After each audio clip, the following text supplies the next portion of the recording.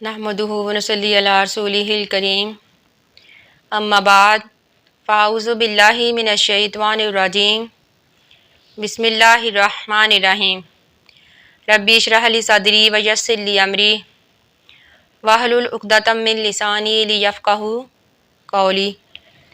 हुवल्लज़ी, अल्लाह वो ज़ात पाक, खलक़ा लकुम, जिसने पैदा किया तुम्हारे लिए, मा फ़िल अर्ज़ि, जो कुछ ज़मीन में है, जमीअन, सब का सब, सुम्मस्तवा, फिर मतवज्जे हुआ अल्लाह ताला, इलस्समाई, आसमान की तरफ, फ़सव्वाहुन्ना, पस बराबर किया आसमान को, सबआ समावातिन, 7 आसमानों में, वहुवा, और वो अल्लाह ताला, बिकुल्ली शैइन अलीम, हर चीज़ को जानने वाला है।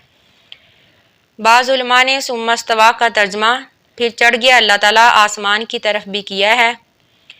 अल्लाह ताला का आसमान के ऊपर अर्श पर चढ़ना, फिर आसमान दुनिया पर किसी ख़ास मौका पर उतरना, ये अल्लाह ताला की सफ़ात में से है, जिस पर बगैर किसी तवील व कैफियत के ईमान रखना ज़रूरी है। फ़सव्वाहुन्ना सबआ समावादिन, फिर बराबर किया आसमान को 7 आसमानों में। इससे ये मालूम हुआ कि आसमानों की तादाद 7 है, जैसा कि हदीस में है कि नबी अकरम सल्लल्लाहु अलैहि वसल्लम ने फरमाया कि हर 2 आसमानों के दरमियान फासला 500 साल की मसाफत है। इसी तरह ज़मीन की तादाद भी 7 है, जैसा कि कुरान पाक में अल्लाह ताला ने इरशाद फरमाया, व मिनल अर्ज़ि मिस्लहुन्ना, कि ज़मीनें भी आसमानों की मिसल हैं। व इस कौला, और जब कहा, रब्बु का, आपके रब ने, लिल मलाइकाती, फरिश्तों के लिए, इन्नी, बेशक मैं, जाइलुन, बनाने वाला हूँ, फिल अर्ज़ी, ज़मीन में, खलीफतन, खलीफा। हमने सूरत बकरा के शुरू में इंसान के 3 ग्रोहों के बारे में पढ़ा, फिर अल्लाह ताला की वहदानियत और रुबूबियत के बारे में पढ़ा, फिर नबी अकरम सल्लल्लाहु अलैहि वसल्लम की रसालत और कुरान पाक की तस्दीक के बारे में पढ़ा। अब हम इंशाअल्लाह ये पढ़ेंगे कि हज़रत आदम अलैहिस्सलाम की तख्लीक कब हुई, किस तरह हुई, किस तरह इंसान दुनिया में आया और आबाद हुआ। यानी जब कहा अल्लाह ताला ने फरिश्तों से कि बेशक मैं ज़मीन में एक खलीफा बनाने वाला हूँ। फरिश्ते जो हैं ये अल्लाह ताला की नूरी मखलूक हैं, जिनका मस्कन आसमान में है। वो हर वक़्त अल्लाह ताला की इबादत और उसके हुक्म को बजा लाने में मसरूफ़ रहते हैं। अल्लाह के किसी भी हुक्म से सरताबी नहीं करते। इस आयत में हज़रत आदम अलैहिस्सलाम को खलीफा क्यों कहा गया, इसके बारे में उलमा में इख्तिलाफ़ है। कुछ उलमा का कहना है कि हज़रत आदम अलैहिस्सलाम के ज़मीन पर आने से पहले ज़मीन पर जन्नात रहते थे। जब जन्नात को ज़मीन ने बदर किया तो हज़रत आदम अलैहिस्सलाम को ज़मीन में बसाया। इसी वजह से हज़रत आदम अलैहिस्सलाम जन्नात के खलीफा और जानशीन मुकर्रर हुए। या फिर कुछ उलमा का कहना है कि ज़मीन पर सबसे पहले अल्लाह ताला के हकाम को नाफिज़ करने वाले हज़रत आदम अलैहिस्सलाम थे। इसी वजह से अल्लाह ताला ने इस आयत में हज़रत आदम अलैहिस्सलाम को खलीफा कहा है।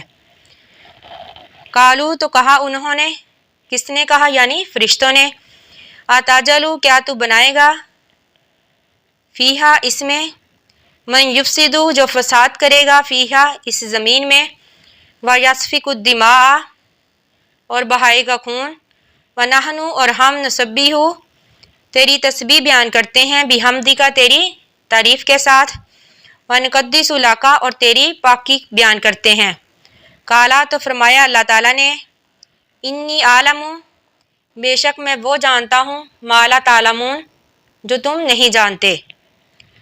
फरिश्तों ने ये किसी हसद या इतराज़ की बिना पर नहीं कहा था, बल्कि उनका मकसद अल्लाह ताला की हिकमत मालूम करना थी कि अल्लाह ताला इंसान बनाने में तेरी क्या हिकमत है, क्योंकि इसमें कुछ ऐसे लोग भी होंगे जो ज़मीन में फ़साद करेंगे और खून बहाएंगे।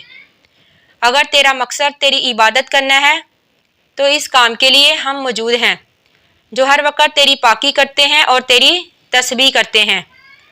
تو اللہ تعالیٰ نے فرمایا انی اعلم ما لا تعلمون، بے شک میں وہ باتیں جانتا ہوں جو تم نہیں جانتے، کیونکہ سارے انسان ایک جیسے نہیں ہوں گے، بلکہ اس میں کچھ انبیاء بھی ہوں گے، شہداء بھی ہوں گے اور صالحین بھی ہوں گے۔ وعلمہ، اور سکھائے اللہ تعالیٰ نے آدمہ، حضرت آدم علیہ السلام کو اسماء کلہا، سب کے سب نام، یعنی اللہ تعالیٰ نے حضرت آدم علیہ السلام کو چیزوں کے نام، ان کے خواص و فوائد اور انسانوں کے نام اپنے الہام کے ذریعے سکھا دیے۔ ثم پھر عرضہم، پیش کیا ان کو علی الملائکۃ، فرشتوں کے سامنے، فقالا، تو پس کہا اللہ تعالیٰ نے انبئونی، خبر دو مجھ کو، باسماء ہؤلاء، ان تمام چیزوں کے ناموں کی، ان کنتم صادقین، اگر تم سچے ہو۔